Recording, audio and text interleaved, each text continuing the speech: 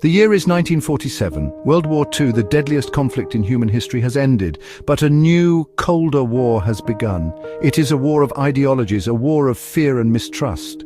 On one side stands the United States and its allies, champions of democracy and capitalism. On the other side, the Soviet Union and its satellite states, proponents of communism. Europe is divided. An iron curtain, as Winston Churchill famously said, has descended across the continent. The world watches, waits and worries.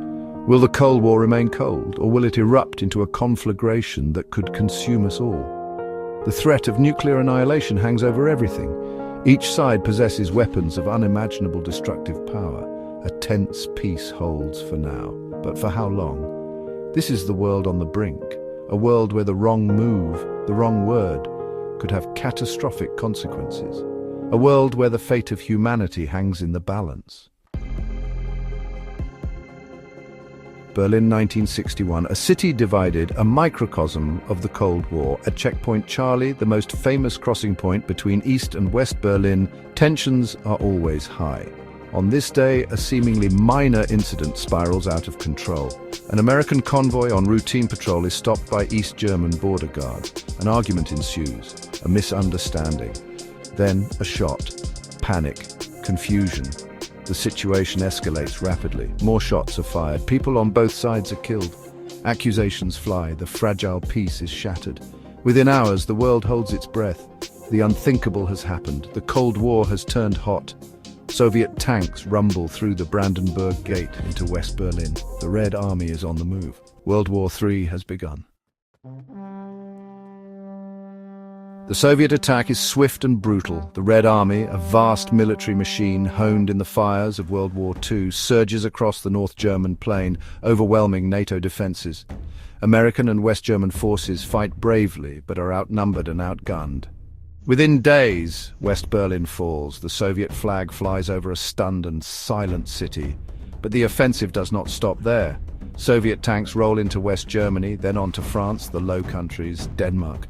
The speed of the advance is stunning. NATO is caught completely off guard. Decades of Cold War planning seem to have been for naught.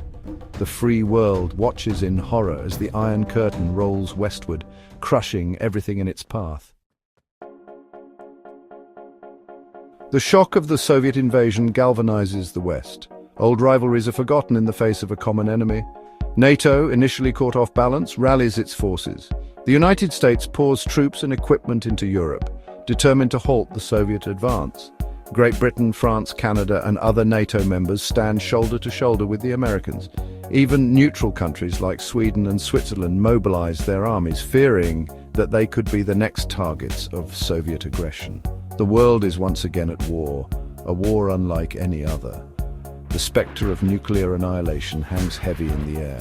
But for now, both sides refrain from unleashing the ultimate weapon.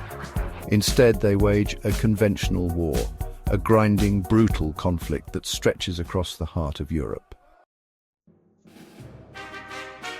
Section 5. Holding the line, stories from the front.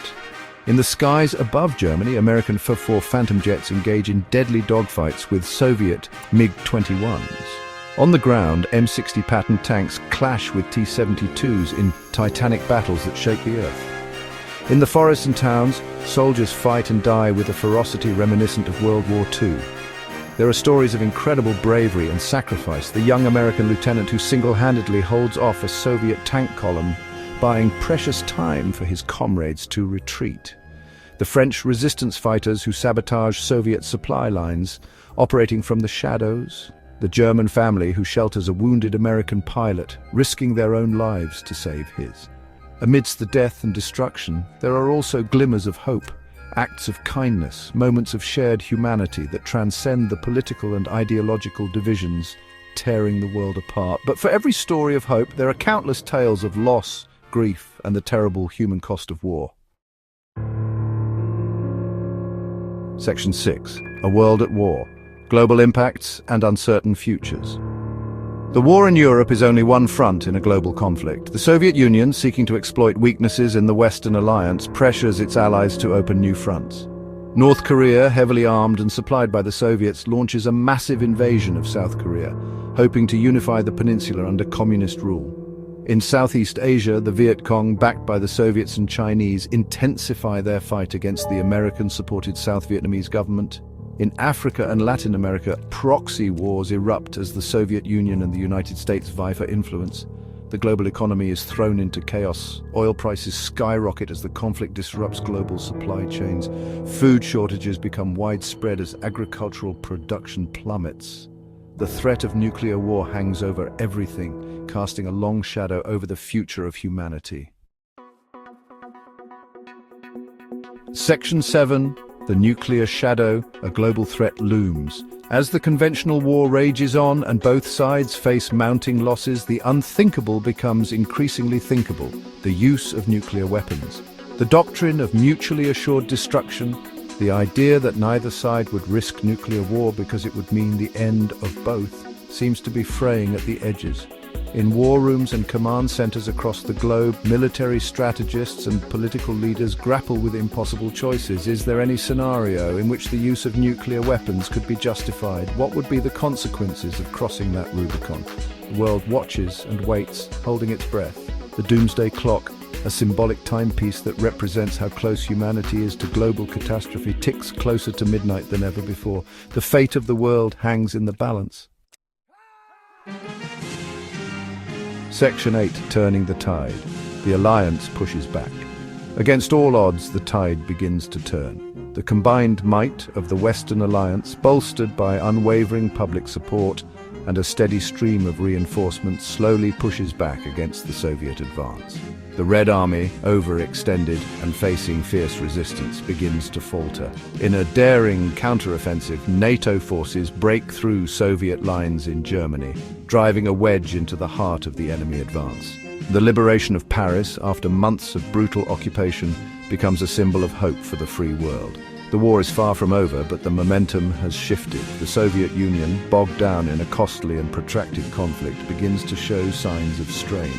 Cracks appear in the once impenetrable facade of Soviet unity as satellite states chafe under Moscow's control. Section 9. A new dawn. The world after the storm. After years of brutal fighting and unimaginable losses, a ceasefire is declared. The war, which had consumed millions of lives and reshaped the geopolitical landscape, finally comes to an end.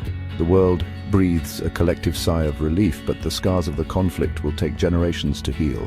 Europe is in ruins, its cities shattered, its economies in tatters. The Cold War, once a war of words and ideologies, has left an indelible mark on the world. The Soviet Union, weakened and discredited, retreats into isolation. Its dreams of global domination shattered. The world enters a new era, an era defined by the shared experience of war and the fragile hope for lasting peace. The threat of nuclear annihilation remains a stark reminder of the stakes involved in global conflict. But from the ashes of destruction arises a renewed determination to build a better world, a world where the horrors of war are never repeated.